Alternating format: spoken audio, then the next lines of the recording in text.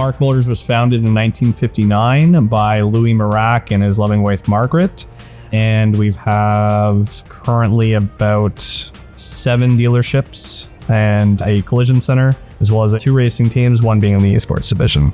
Prior to purchasing the VLM, we had many shelves, lots of parts all over the shelves and everything like that. So a lot of times you had to walk away quite far from your desk just to be able to retrieve things like brake rotors, oil filters, things like that. Since the purchase of the VLM machine, we have been able to reduce the travel time greatly for those, as we are, instead of maybe 30, 40 steps, you're 5 steps. With the VLM, we've been able to kind of maximize our space in a small footprint.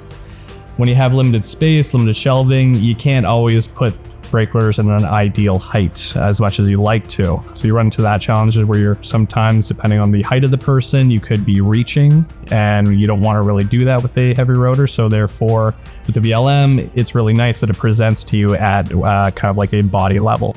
If you have a technician, waiting at the counter and stuff, if you're taking 40 steps, yeah, it may take you 30 seconds to get to that area. However, if you're able to reduce that, the technician is not standing there for a long period of time, as opposed to going away for a period of time from the counter, getting the parts, coming back.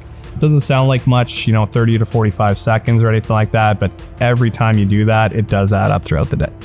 We've all been used to stationary shelves since our whole parts career, but with the machine, yeah, it has been a great improvement to our parts department. I'd say if you're looking to save space, you're trying to increase your storage space in a small footprint, or you're trying to reduce efficiency into your shop times for your technicians waiting for parts, I would say this is where a key part where the VLM machine would come in hand.